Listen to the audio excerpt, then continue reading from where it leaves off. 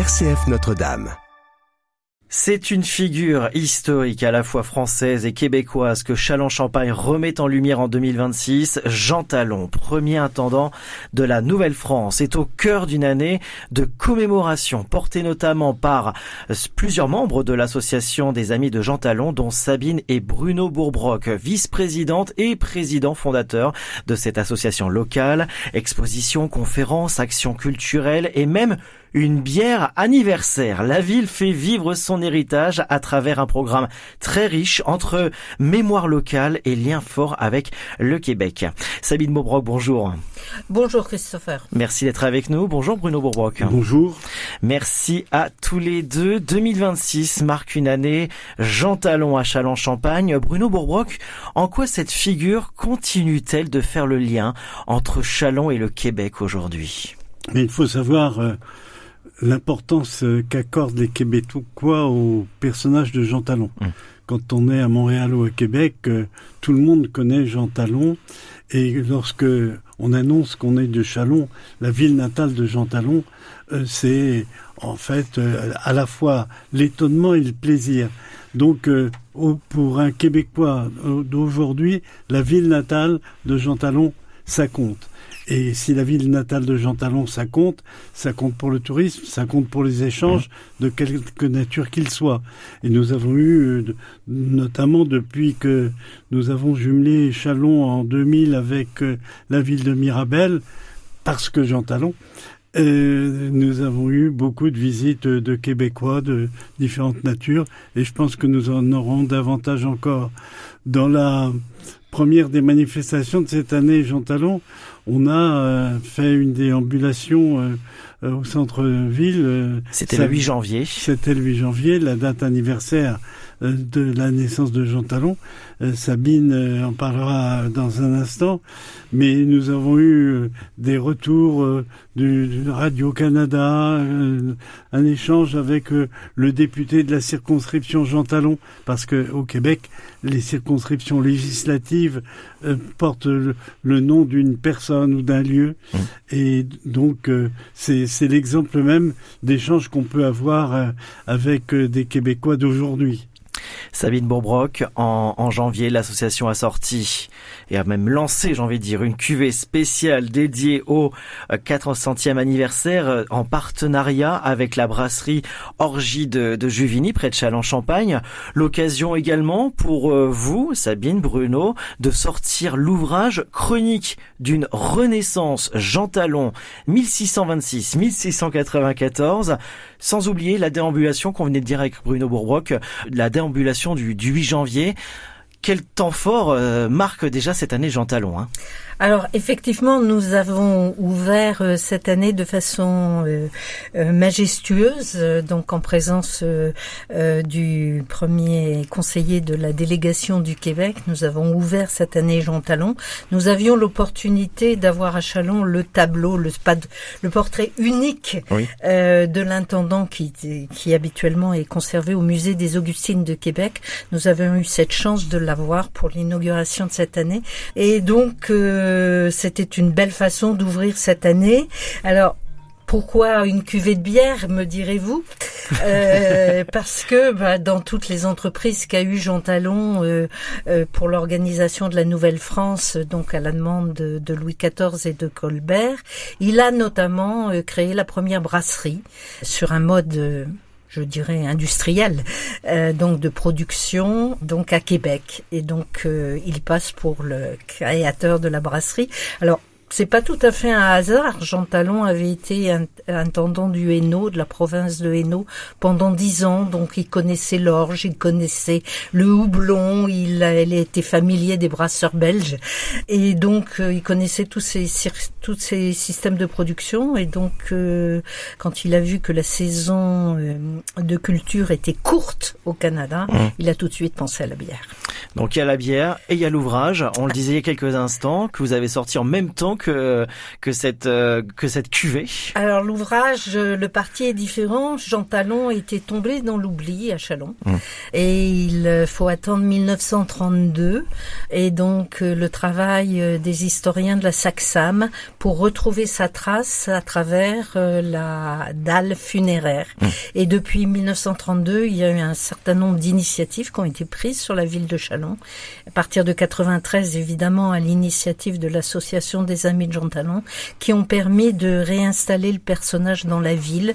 Donc c'est le baptême du lycée, du 3e lycée public de la ville, en 1994. C'est en 2004 l'installation de la statue. Et depuis, personne ne peut ignorer que Jean Talon est chalonnais. Donc, à travers ce livre, vous avez voulu remettre en lumière Jean Talon. Qu'est-ce qui vous a le plus marqué dans son parcours d'intendant en Nouvelle-France, Bruno Bourbrock? Jean Talon est considéré vraiment comme un des fondateurs de la Nouvelle-France. C'est l'aménagement du territoire, comme on dirait aujourd'hui, auquel il a procédé.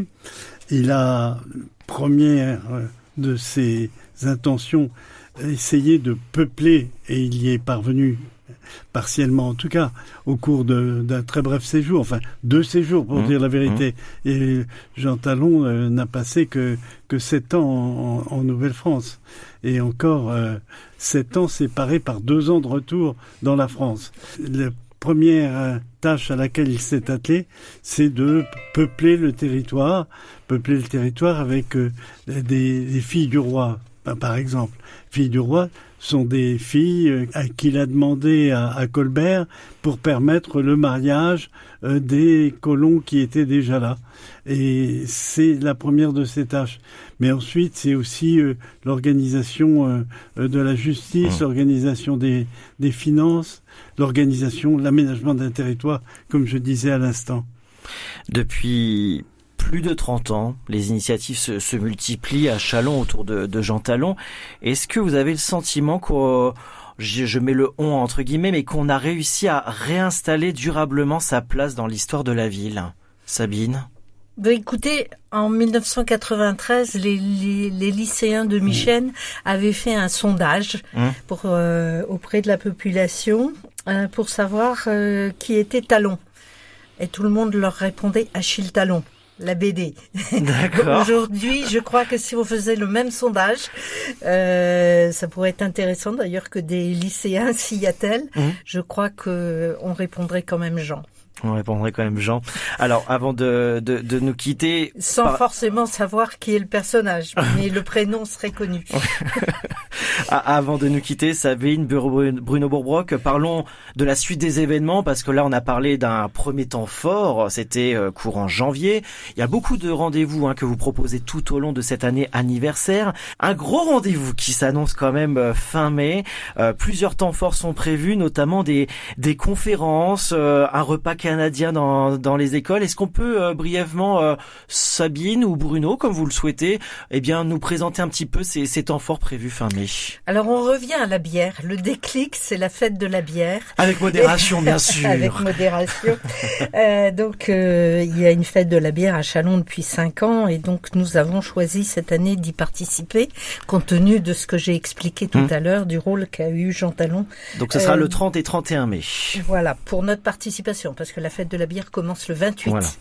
Et donc, on vendra de la bière Jean Talon au stand des Amis de Jean Talon, bien sûr. Bien évidemment. Voilà. Et donc, on a profité de cet événement pour le faire précéder d'une semaine de conférences. On a la chance de recevoir un couple d'historiens québécois, Catherine Ferland, qui est l'auteur d'une biographie de Jean Talon, qu'elle a publiée au mois d'avril dernier, et donc qui viendra nous faire 2 conférences. Elle est spécialiste de l'histoire de l'alimentation. C'est comme ça qu'elle a découvert Jean Talon. Et donc, elle viendra nous parler de la bière au Québec. Et elle fera évidemment une conférence sur Jean Talon, au lycée Jean Talon, notamment à destination du public lycéen. Mais c'est une conférence qui est ouverte. Il suffit simplement de s'inscrire auprès de l'association.